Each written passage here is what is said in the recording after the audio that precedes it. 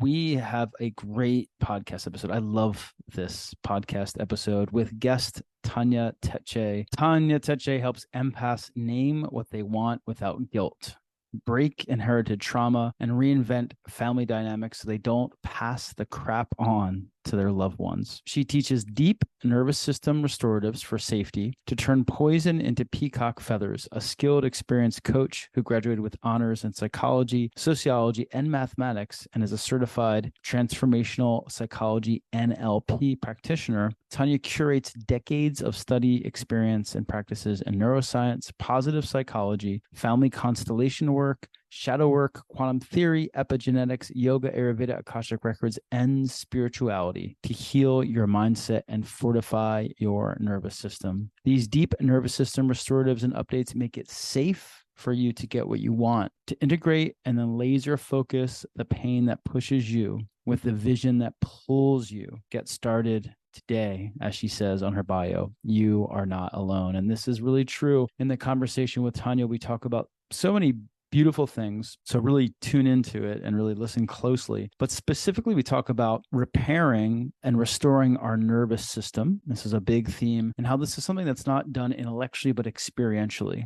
And Tanya talks about and teaches her clients and those in her life how to reset and repattern the nervous system, not just to become a different person, not to lose who we are and have to change who we are, but actually just to have more option, more choice, more possibility, as she says, adding to the menu of our potential and possibility in life. And this allows us to create less struggle and more choice. Another powerful, one of the main themes of this podcast that you're really going to find super fascinating and life-giving is how we actually honor the patterns of our family, even negative patterns, in a sense of devotion, of wanting to connect with them, and how we stay stuck in those patterns due to our devotion and love to our loved ones, which is mostly unconscious. And Tanya talks about the ways that nostalgia keeps us in a prison, and nostalgia can be a way that we limit our possibility and become stuck. And we talk about how family constellation theory and so many other ideas that are on this podcast can free us both from that stuckness that we have in our pattern from our family systems and dynamics for generations back and generations forward, and how we can free ourselves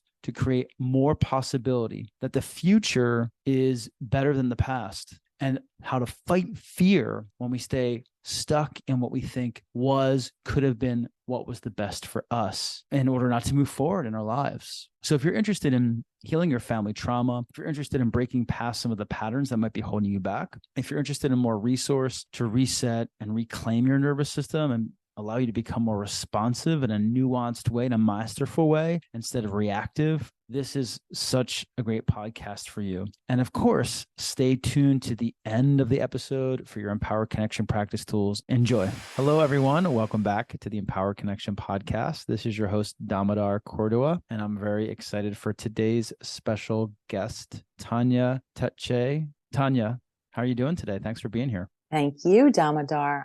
It's such a pleasure. I'm doing well. Cool. Yeah, we're really excited to have you on the podcast. The listeners just heard your official bio, but if I were just to kind of run into you and I didn't know you and I asked you, what do you do, Tanya? What would you say? Great question. I would say I help people heal depression, anxiety, and overwhelm without medicine, and help them fortify their nervous systems deeply so that they can feel safe. Beautiful. I love that. And hearing your words, it makes me wonder, how did you get into this journey? Why is helping people and serving people in such a way important to you? Wow. Thank you. So I had a lot of difficult experiences in my life, and there was a lot of trauma and challenges growing up.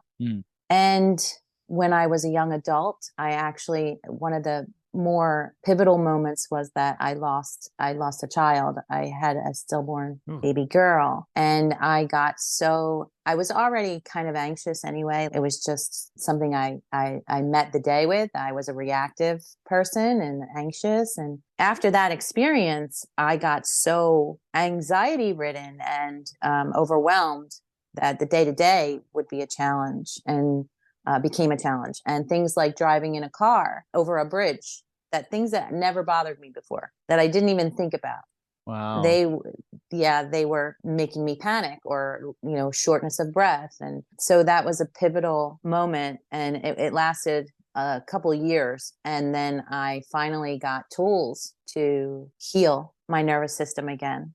And actually even heal it more than it had ever been, and strengthen it more than it had ever been. So that was a key moment, a key experience. And originally, when I was in the doctor's office at one point, they wanted to, well-intentioned, of course, give me, some medicines. And this is, 20 years ago, 20 some years ago, before I knew the word holistic. But I instinctively said, no, thank you. I just want to get through this, because I don't ever want to be in this day again. And wow. Yeah.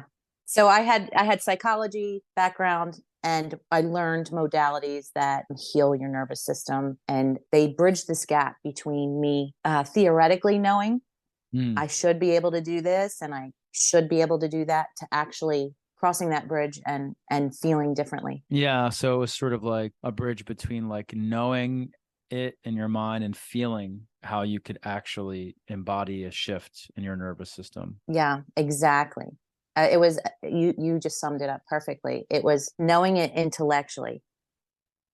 Yeah. And then feeling it viscerally, like feeling it, what that feels like. It's a different experience, right? Yeah, it's so funny. This has come up recently in a few of our podcasts. And my most recent solo episode is the idea of top down and bottom up. Top down being like cognitive awareness about like my thoughts and history and patterns. And then bottom up being like an awareness of my actual nervous system and body's reactions and spaciousness or lack of spaciousness, and how the two are intimately connected. I like that. I've not heard of that. I like that. Yeah. That's something that I've learned over the years in some of my work. Yeah, a lot of trauma, people talk about it as well. And there's lots of traumas. There's capital T traumas and there's small t traumas. So we're all move through difficulty in our life, and they talk about it as like two tools to use to integrate, whereas in just dealing with the mind and our thoughts and the cognitive might not be enough. Like just talking about a problem or talking about a roadblock and getting more awareness around it, could still have a glass ceiling to it. Yeah, that's actually a great point. That's something that I encountered with more traditional therapies. It can be like useful to know or language why you're feeling or navigating something you're navigating. But there became a point where I felt like I was building a house and living there, and I wanted to feel differently about it without having to force it or will it, and these embodiment tools. It sounds like it is I had not heard that expression, top down, bottom up, but that's exactly how it feels like that. It's like, going from the lower chakras, right, to the upper chakras, or the upper chakras to the lower chakras is the same principle. Integrating that, it's integration, and integrating it into your nervous system, that you've been through that and it's safe now. It's safe again. Yeah. And believing that. Yeah. Yeah. So it sounds like you actually built more resilience there from your difficulty. It's right. Like you actually like kind of exercised the muscle of your nervous system to find more security and safety within your own self through this journey of yours. Yeah. You just underscored something that was very nuanced, but yes, I did. I would have never thought, if you would have told me that back then, I would have thought you were crazy. Anybody told me that, I would have thought that's impossible. Yeah. But that is exactly what happened. I was actually stronger and more, and that's a perfect word, Damodar, perfect, resilient. And that resilience serves me so well now. It truly does. Yeah. Wow. I'm so interested. What would be like a way, or maybe either something you could explain or to the listener that we can train our nervous system to be stronger or have more capacity? So, great question. And the meditation practice that I started in 2007 and the yoga practice that I started in 2007, they were the first steps to saving my life, literally. Yeah. And I also felt they're foundational. And then I learned some methods and modalities. They work with the neural pathways of the brain. So the brain is actually the plasticity in the brain. We're actually, it's like a computer system. It's like the iOS system or the system on your phone. It's programmable, and it's been programmed. And we all have we're all programmed as part of our environment, both the family or the environment we grow up in, the culture that we grow up in, the neighborhood that we grow up in, et cetera, et cetera. So those things are imprinted in our brains, and these little roads are formed, and it's before we can speak. So a lot of this imprinting, most of it happens before we can speak. And so these little roadways that are being forged in our brains to heal the nervous system or fortify the nervous system, like once and for all, in certain things. Like we might have to revisit some items over a couple times, but to fortify it once and for all is a matter of rewiring, so to speak, the brain. So having different pathways fire, instead of something that is a routine reaction or a programmed reaction or a habituated response. It's a matter of structuring questions, or even having an exercise. I'll have clients get up actually and move their body through an exercise through the room, and we're asking them, where is the future? If you had to say which direction is the future, have them face that way. And then just all of these things that I'm sharing are ways to rewire the brain, so that or to forge new possibilities in the brain, so that the nervous system can heal at a deeper level, that you don't have to struggle with as much, like that it doesn't wear off by the end of the day, or it doesn't wear off by the end of the week. You're a new person, you're coming from a new place, you're coming from a new come from. Does that make sense?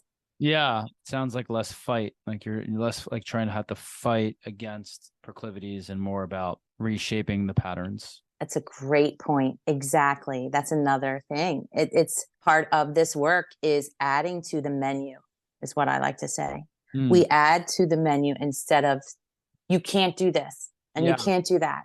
Yeah. So adding to the menu feels so much more empowering, because what happens is that you wind up crowding out the things that you've outgrown, those coping behaviors that were so helpful and so useful and that are now, outgrown. And you wind up crowding them out. So it's less of a struggle and it's more of a choice. You crave that. Yeah. I love that. And I love also that you spoke to, these parts of ourself that might seem like roadblocks or difficulties or struggles, are they're keeping us stuck. They've been adaptations that have brought us through life, and there's a validity to them. And it's the awareness that maybe it's time to outgrow them, and have the choice to see that, as opposed to it's like, oh, that's wrong and this is right. But to see, oh, well, these came from an intelligent place, and they actually, there's a rightness to them. There's a logic to them. There's a reason behind them. And maybe I want, at this stage in my journey, some other options that could be more life-giving and connect me better to my potential and to relationships, etc. Yeah, exactly. Again, so well said. It's a way of honoring what has gotten us this far, even if it's something that, quote unquote negative, for me, smoking cigarettes or drinking wine or whatever it would be. If that helped me, and it did, that is something to honor in a way. And if I outgrew it, or I feel like I want to outgrow it, it's so much more freeing, I feel, to not be mad at it. Like it's a pair of shoes, right? Like you wouldn't want to wear the same pair of shoes in the 8th grade that you wore in 1st grade. And it wouldn't make sense if you were trying to cram an 8th grader's feet into a 1st grader's shoe, or your own shoe from 1st grade. Totally. But there's there's no judgment here at all. It's just, you can see it. To get angry at the 1st grade size shoe, it's not helpful. It feels so much less pressure to appreciate it for being there, actually. Yeah. And I think like if we appreciate it, it also frees up the energy of it. It's almost like if we fight against it or wrong it, at times, it's different for everybody. At times though, it could actually give it more energy. Like, and we know this, like with cycles of addiction with some people and stuff like that, you wrong it so much, it actually gives it more energy over us at times. So Yeah. So interesting. This is great. This is great work and great stuff. And I love to hear about you're doing a workshop soon, and the title is Suffering Obligations of Love, or Yeah. or SOL. SOL. I That's right. love the acronym. Right? Oh, I love it. SOL. So Yeah. like, what does that mean? Like, I know what SL means, Yeah. Yeah. Yeah. out of luck, but what is the suffering obligations of love? Like, how would you describe that? Yeah, happy to. So this was a revelationary and revolutionary concept for me to embrace and get into and dive deep into and understand and unpack. Suffering obligations of love are the ways that we suffer in an unworkable, and this comes from one of my teachers that is brilliant, in an unworkable attempt to show our ancestors or our parents or our caretakers that we love them. Mm.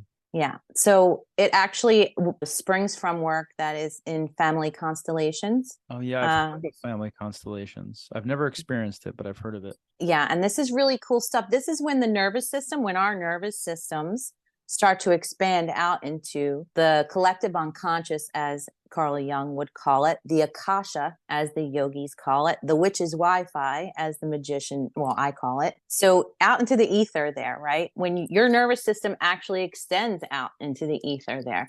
And there are all these, all these connections, the same as in the brain, going on, crackling out there and happening. And family constellations are ways that families show up again and again and again and again until someone upgrades the pattern. So you go from, upgrading your nervous system and feeling strong and safe in your nervous system and fortified there.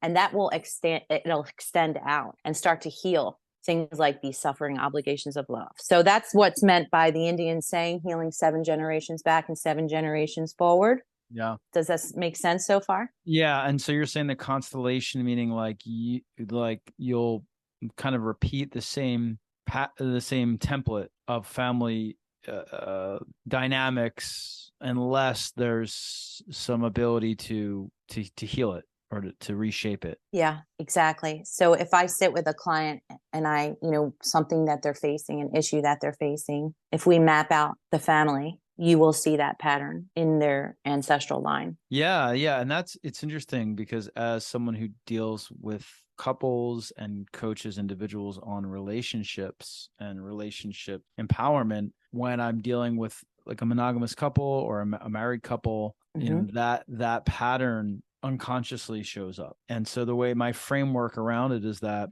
it's actually an opportunity, right? So when it shows up, it's an opportunity to then mend it, to heal it, to allow it to not move forward in the same way that it's moved forward for many generations. And ironically, they come up even if the person that you're with doesn't even seem to resemble, like, your mom or dad. Like sometimes they do totally resemble them. Right, but right. There are definitely situations where they don't, but the same pattern just comes forward. And I always use this term that your partner becomes your mirror, and the mirror is to see, oh, okay, this is not just part of me, it's part of like what's been passed down to me for however many generations, even if I don't know, like the 3 or 4 generations back. And now I have this sacred opportunity to heal that and to shift it, which is exciting, because I think now there is more of this out there, like what we're talking around.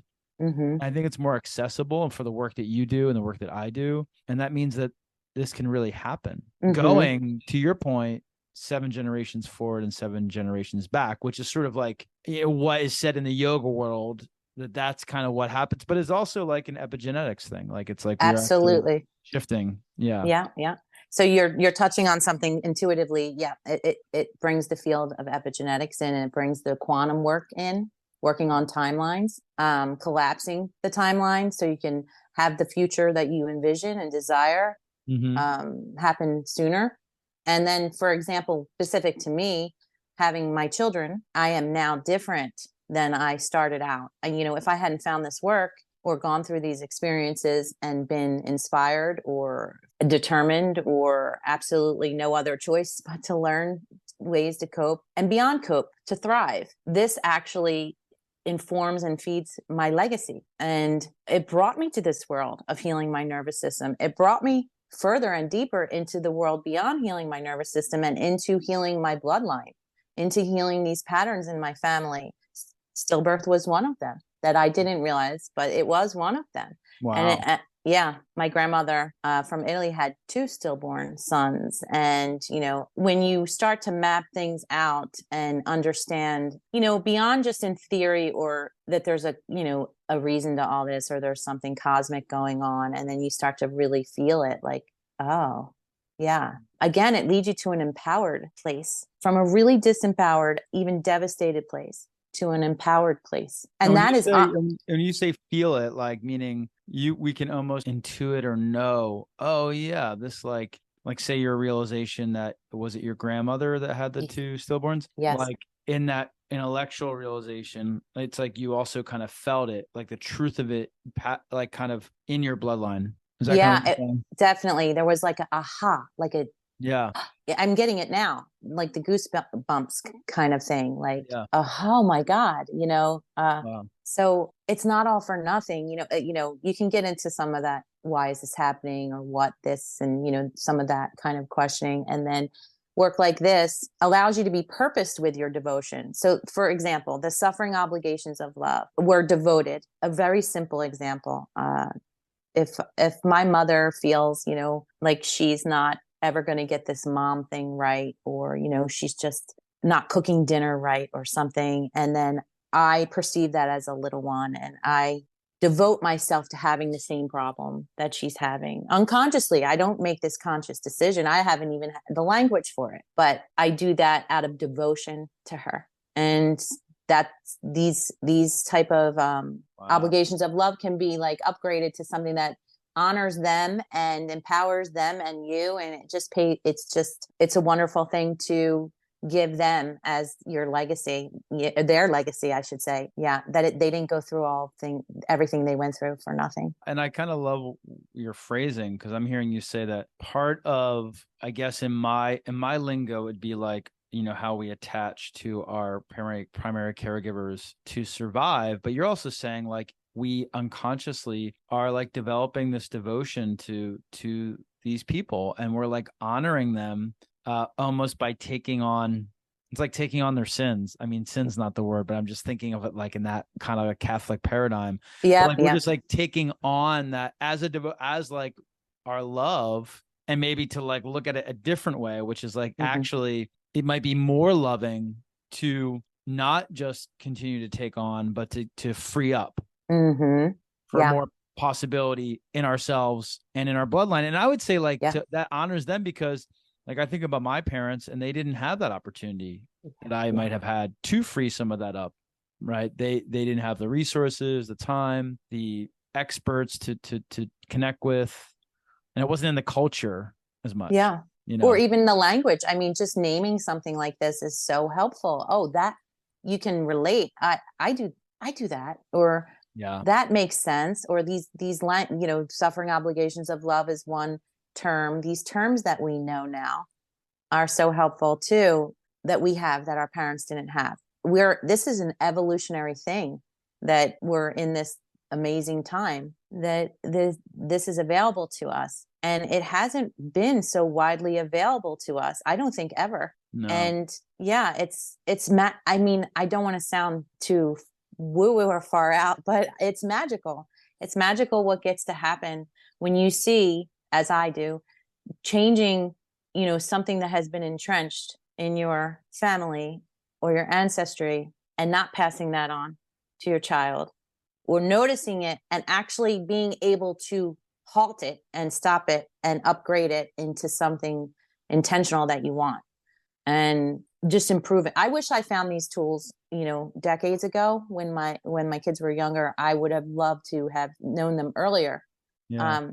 But I know them now, and my mission is to share them with people, because the suffering that I went through, I mean, it was just, some days it just felt like unbearable. And then the anxiety and the overwhelm and the depression, like I said, that's what led me to this yellow brick road, really. And it just gets better and better. healing my nervous system was amazing as it was. And I could go somewhere and I would be afraid to fly. Damodar, I got off a plane that was about to take off. I stopped the plane and got off. Wow.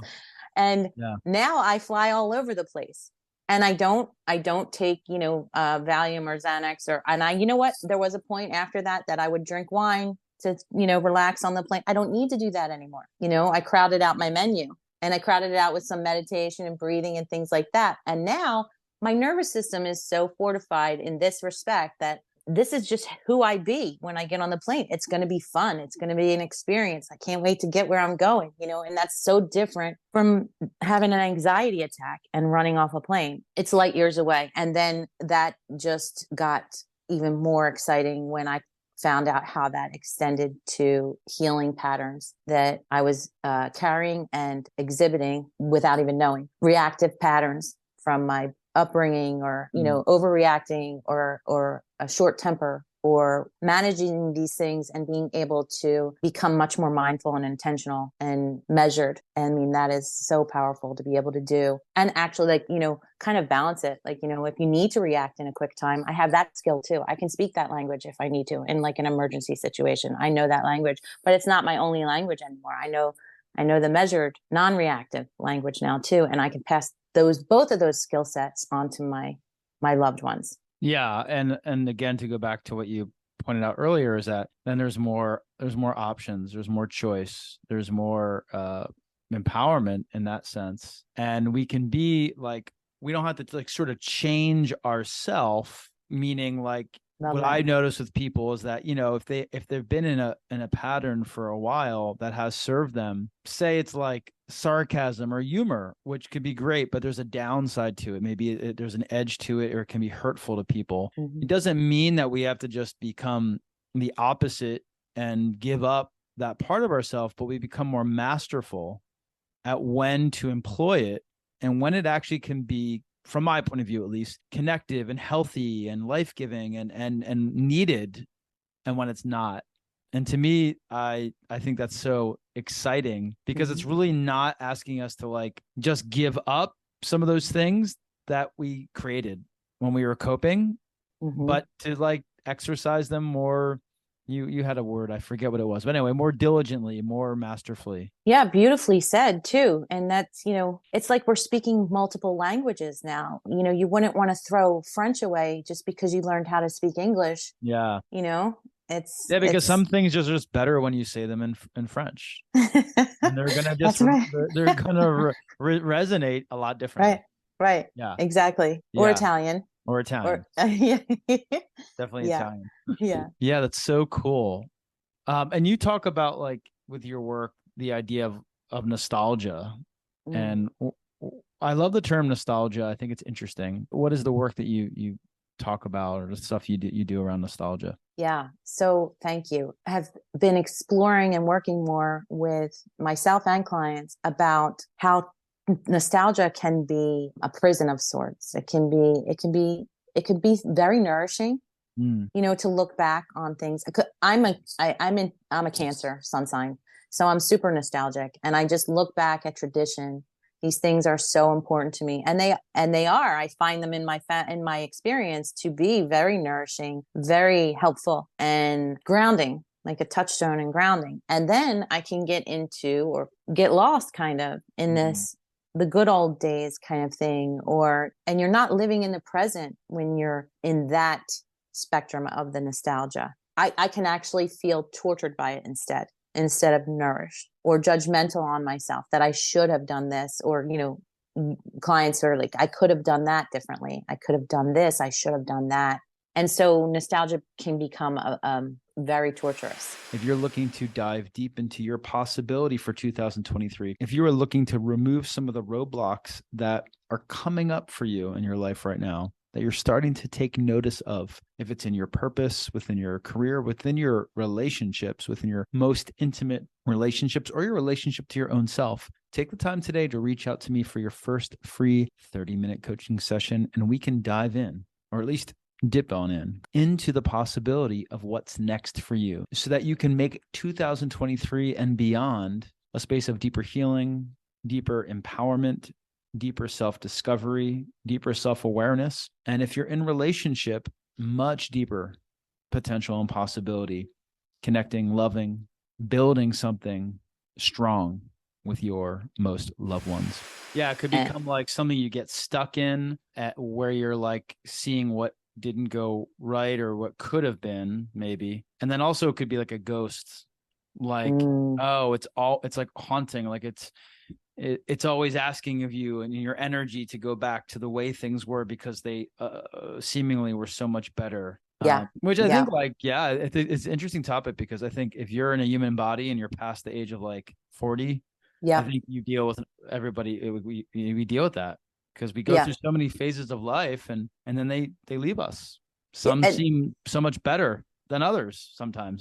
Yes. Like I'm what's coming to mind is an athlete, you know, like a football, the quarterback of the high school team, right? Yeah. Or the basketball star, or a parent for me, you know, like having no time to yourself for even 5 minutes. And then, you know, now it's crickets. I say from total chaos to crickets. Or even like in yoga in the practice, like I used to be able to do this. It's a fine line. I feel like you can draw from it, like tradition and structure in ways, because to me, structure, and I love freedom. I'm all about freedom. I love it so much. It's like my favorite word. It's my favorite concept, but I love structure too, because if structure allows for the freedom. Yeah. It's the containment for the freedom. Yeah. So just having this structure. Go ahead. Yeah. It would seem like it would be just thinking about it. Like it's almost like with nostalgia, it's like the ability to take a dip in and then come out, like to enjoy it, because there is something, you know, I'm a romantic. I like, and that's why I love Europe, because it feels nostalgic, because there's so much history there, so you just feel. And even in Europe, there's people talk about that idea of nostalgia, but it can also be like a stuck place. So I feel like, wow, what would it be like to be able to, you know, appreciate it for a moment? It's sacred, it's important, and then not be imprisoned by it. Be able to, like, you know, unlock that door. You know, instead of it's like going into prison, it's like going into, you know, a cool Airbnb hotel room for a day, and then you check out, and then you're, you know, on your journey, informed by that experience, but not like stuck there. I like how you're saying this, and what I hear when you say it is connection. Like when you spoke about Europe specifically, you like going there, like there's a connection to something. There's a connection. There's a depth. And and not getting stuck and, you know, building a tent there, or, you know, getting stuck there, but appreciating that connection. So that's a nice little skill to have, that fluency to have, to appreciate. And I think when you're able to get fluent in dipping your toe in, like you say, appreciating, feeling the connection that nourishes you, or you can resource from, and then coming back out and coming back into the present, poised for the future, that also helps you move from fear and scarcity to safety and empowerment, you know, and a more purposed, passionate, enlivened experience of life. Yeah. Because I guess it's, you know, just kind of like teasing this out. I guess the fear is that it's not going to be like the way it is, or was rather, like life is not going to be that way. So it almost holds us back, because why take a step? Because it's never going to be the same. You know, it's like there was this, you talked about athletics, which I think is such a great analogy, because there's a shelf life to how long you can play any kind of professional sport. There was this baseball player, Ricky Henderson, who was famous, and he got old, but he would not stop trying to play. And he was like put down in the minors, and he was getting old, like his time was done, but he just wouldn't stop. And he just kept believing, oh no, I'm still. And there's a fear there too, that like, well, if I'm not this, what am I? Yep. And that's this ties into my work too. It's part of the identity. So I talk about what I call the BBICAK glacier. It's an iceberg model. Okay. And at the top are behaviors. When you want to change, you usually come to me or come to this work because you want to change a behavior. Okay. But beneath that are your beliefs. And if we change on that level, the behaviors follow. And then even beneath that, though, is your identity, you know, athlete, yogi, mom. Yeah. And then with what I navigated in my life personally, that's what led me to the deeper 3 levels that I added on, because I had learned those three in my trainings and studies. But what I found underneath that are cultural, ancestral, and karmic. Because when I was healing these things at the levels of behaviors, beliefs, identity, I found that this deeper work was leading me to heal my ancestral line, my cultural line, and even like karmic things that I feel like were, and karmic, not only bad, I mean, karmic can be good. Totally. So yeah, just like a balance and a centeredness and a peace that comes with that. Yeah. And also, you made a good point that I want to go back to for a second about the nostalgia. One of the things is that feeling that it'll never be that good again, or like that was the best it was going to get. And so then we get caught in that, and our brains, our little cosmic, universes right here, they start to co-create that actual experience on the outside. Yeah. And instead, when you believe that the future is better than the past, I mean, if you say that to yourself like a mantra, even if you think you're lying to yourself ever, like, okay, but you keep saying, or you even have the possibility that the future will be better than the past, that co-creates a different thing. So like that gets to be a possibility for you. Yeah, I just wanted to touch on that because you mentioned something about not feeling like, I don't know if it was specific to the athletic example.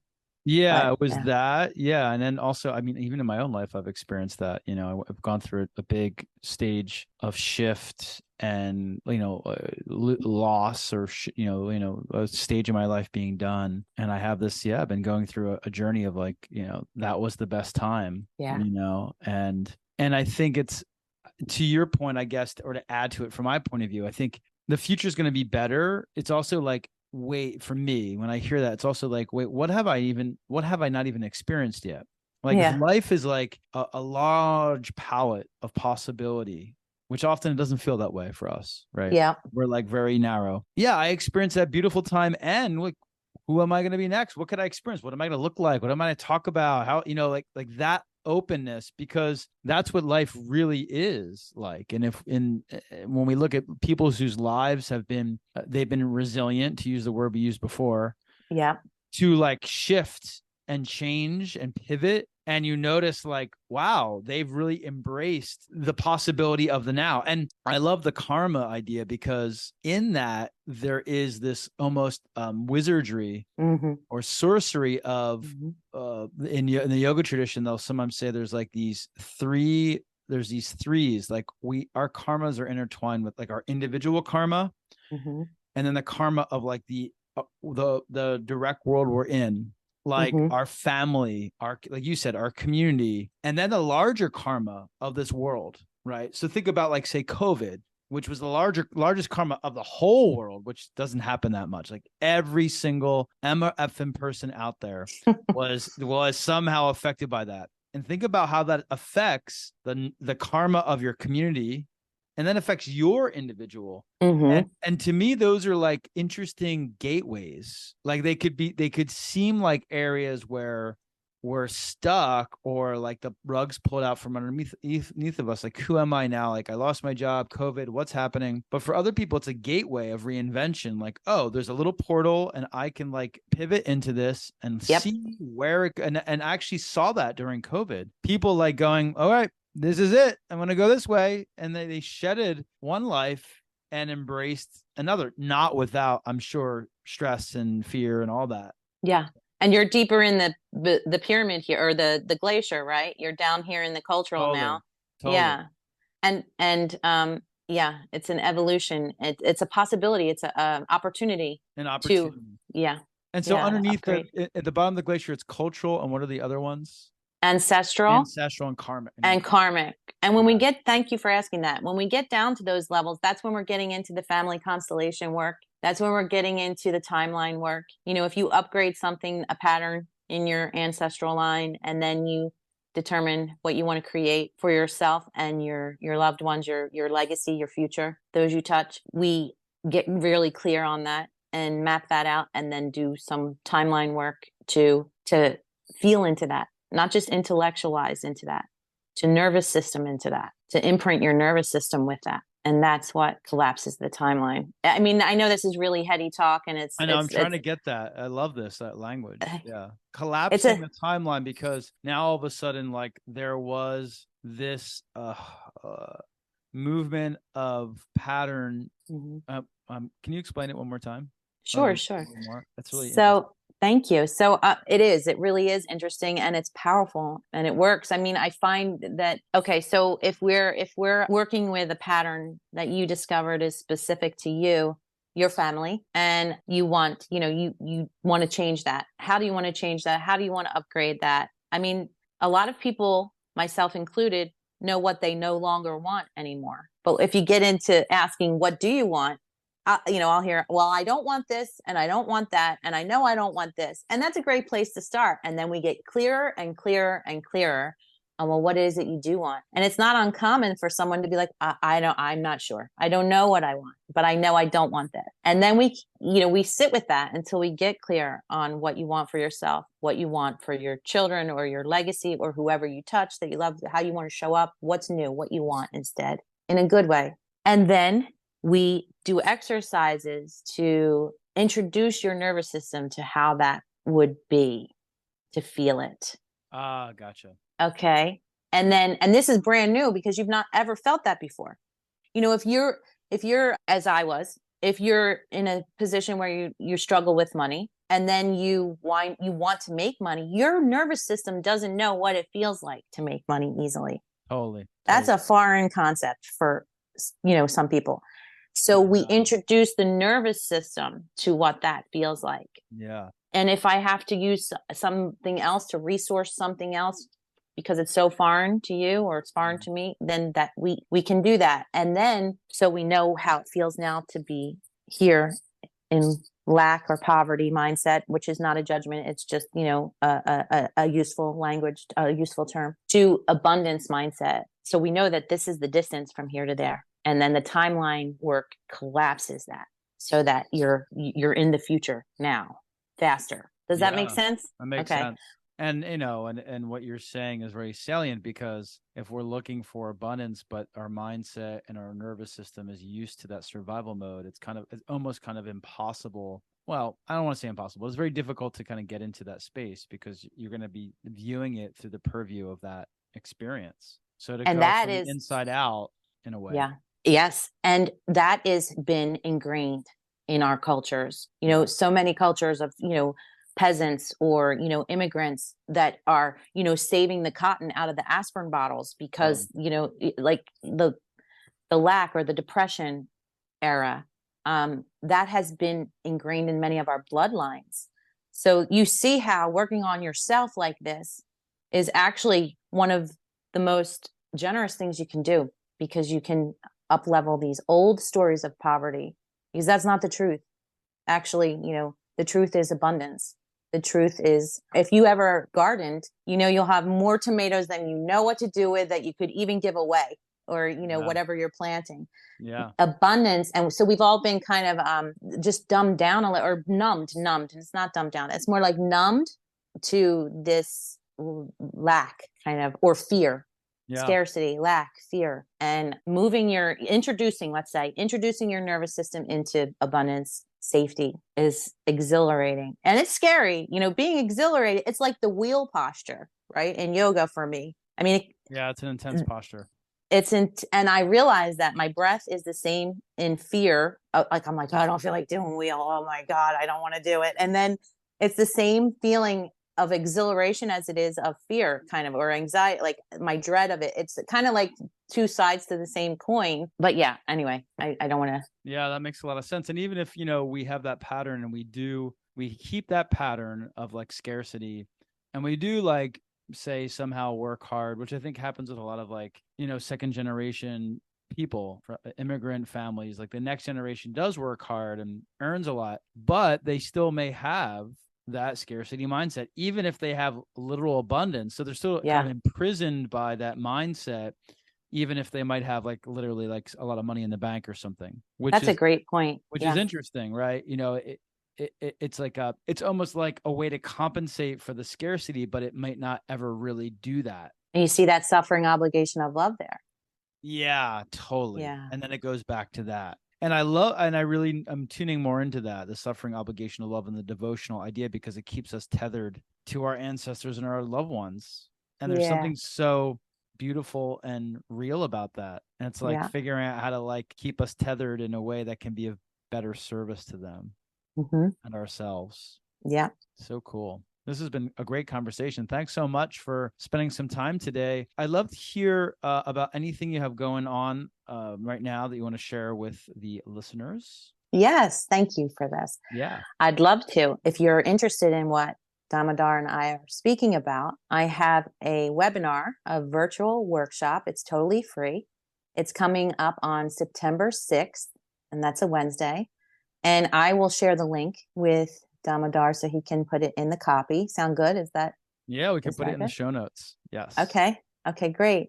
So yeah, so there's a link for, there will be a link for this virtual workshop, totally free webinar on Zoom.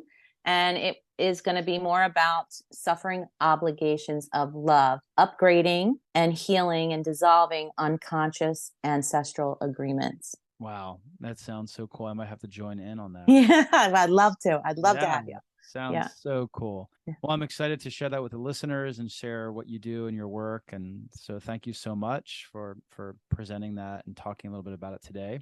One final question that I ask all my guests is this question. So I'm going to ask it to you as well, Tanya. Okay. If to kind of go back to what I said earlier, like if I was just kind of like, you didn't know me and I just kind of ran into you on the street or I don't know, in a grocery store or something.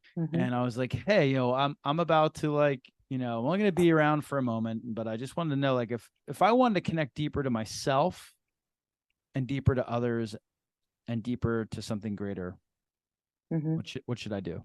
Now, outside of giving them your card, what would you tell someone?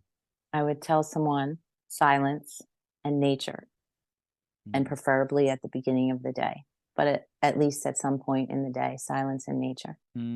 Yes. So important. So important.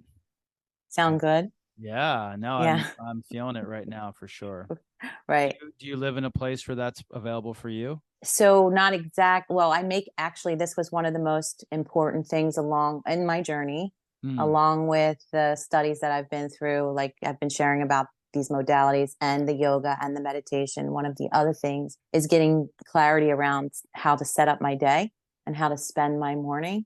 And I remember early in my yoga experience, back in 2007 area, the idea was introduced to me to be silent in the morning. And that was just the strangest thing because the TV was on and the radio's on in the car and Yeah. And now it's like the complete opposite. I can't imagine. I have silence every morning and it's so important, like to your question, to get in touch with yourself or to feel peace, to get clarity and nature. So I have the silence. I make time for the silence, even, if it's just in my bed or on the couch, I make time for that. And then nature, I'll take a ride to the beach if I need to, if it's one of those days or weeks. But I have a park nearby, a state park, and I've taken to actually walking in it. And one of the things, if you want bonus nourishment and bonus peace, I'll take my shoes off and walk barefoot in the park, in the dirt, in the grass. And so I do incorporate it. I crave it like brushing my teeth, quite frankly. Yeah, no, it's so beautiful. It's like that sacred time alone with ourselves to just be without having to do, without having to take in extraneous things externally, which is like hard won. It's not like our culture doesn't recommend it. Our culture is always asking us to like put something on or listen to something or do something. So I think there is so much potency and possibility in those sacred times in silence. And then connecting to like Mother Nature. Yeah. Very powerful. Yeah. It's like it's like the 9 gateways that the yogis talk about. Totally. The 2 eyes, the 2 ears, the nostrils, the mouth, and the 2 below the waist. Being super selective we're under constant assault or competition to enter those gateways. And the yogis talk about the importance and value of keeping those clean and being very selective about what gets in. So setting up your day, or even just incorporate, even if it's the evening or the afternoon, I like to do it in the morning because it sets up my day. The silence shows me what's coming up from within. It's also a very potent time. It's a very you're right. time of the day for inward reflection. Yeah. Yeah. Because as the sun rises, the energy to do becomes more prominent. Mm-hmm. When it's still low light and early in the morning, there's that inward energy. It's not the inward energy of night, which is a little more, could be a little more tumultuous, cleaner, clear energy morning. Yeah. Yeah. Great point. Awesome. Well, I'm excited to have some silence soon, probably tomorrow morning, because that's what I do. I wake up before my wife so I can have silence. Yes, Just I kind of get it. slowly get in and then find some nature. So hopefully the listeners can do both of those things. And such a great, simple, and profound recommendation. Thank you. Yeah. Well, thanks so much for your time. And thank you. And my pleasure. Truly. I appreciate it. I appreciate you. Thank you. Cool. And everybody else, till next time, see you then. Peace. See you then. Ciao. What a wonderful episode with Tanya Teche. I'm so happy and feel honored to have talked with her. We really moved through so much amazing material in that conversation. And if you want to bring some of what we talked about more deeply into your life, the first Empower Connection practice tool is to look at the show notes below and sign up for her free online workshop on suffering obligations of love, right? So take some time, learn more from Tanya for that free workshop on September 6th and dive deeper into some of these themes, heal some of your ancestral trauma, and create more potential in your life. A couple other Empower Connection practice tools are, one is the practice of honoring our previous patterns for how they served us, even if they don't serve us anymore. So this is quite a beautiful practice of self-compassion and self-transformation, is instead of wronging our past self or even our current self, we can thank the pattern, the addiction, the difficulty for actually how it was intelligent and how it helped us survive and get to this point in our lives to actually shift it. So important. And so important because so many of us reckon with self-love difficulties. We beat ourselves up. We have a hard time gifting ourselves grace, gifting ourselves self-compassion. And we need that self-compassion and self-love to actually be most empowered in our lives. This is something I teach my clients quite a bit, is that accepting ourselves is the threshold within which to then empower ourselves and move to the next us and our next potential. Okay, that's number 2. And number 3 is nostalgia. I love this topic. And I was actually just talking about it with some family members of mine. And we're talking about how much they're stuck in the past and how good the old days were. And this is something I've recently been reckoning with. So tune into your own life. When is your love of or desire for reliving, rethinking, re-experiencing the past or romance of the past? How might it be keeping you stuck? And oppositely, how can you actually employ it as a way to inspire your life? As we talked about in the podcast, how can you move into it for a little bit without getting stuck? Kind of like stepping into that pool, or I think I used the analogy of an Airbnb, stand there for a night or two and then being like, wow, that's inspiring. And how is it showing me what's next in my future, instead of being a place of fear, a place of stuckness in our lives? And this is a general one. Number 3, Empower Connection, or whatever number it is, Empower Connection practice tool is to really think about your family lineage, your ancestral lineage. And Tanya gives so many great frameworks within which to dive into that part of yourself. This is something that I've been doing a lot in my own personal life and personal work, is what are some resources? Just ask yourself. They could be Tanya's work. They could be lots of other work out there in the world. What are some resources that I can use to look into my ancestral lineage and some of the patterns that are actually not even mine, that might be coming from generations past? And how can they speak to me in my own journey? How are they asking of me to free them up, to be of service to my loved ones, not by repeating the patterns, but by creating more potential from opening up, from freeing myself from those patterns in service and in love to those loved ones and family members. That's like such a big, I can't even emphasize it enough, big step and big process. And as we talked about, it can heal generations moving forward and generations moving past behind us. It can free up and heal all these people in our line. So great. Really into that myself nowadays, doing a lot of work around that. And then finally, this beautiful, simple mantra, the future is better than the past. Such a great mantra to chant every day when we do get stuck and think, wow, things were so much better back then. I went through a stage in my life where I'm really grieving a person that I once was and everything that came with that person in that time in my life. And sometimes it feels like everything pales in comparison to that time. But when I can chant the mantra, the future is better than the past, it opens me up to the large variety of possibility. There's so many things I have yet to experience in this life, so many things that you have yet to experience, so many nuances of yourself in this world that even that great time that you had however many years ago did not experience. And now you're being asked to open yourself up. So many great things in this episode. And really thanks for listening in and staying all the way to the end. So take advantage of it now and gift yourself a retreat into your self-exploration, self-discovery, and self-potential and relationship potential with your most loved one or loved ones. Otherwise, thank you so much for taking just a little bit of your time each week to connect more deeply to yourself, connect more deeply to your most loved ones, to others in your life, and connect more deeply to something greater within and without. Thanks so much, y'all. Peace.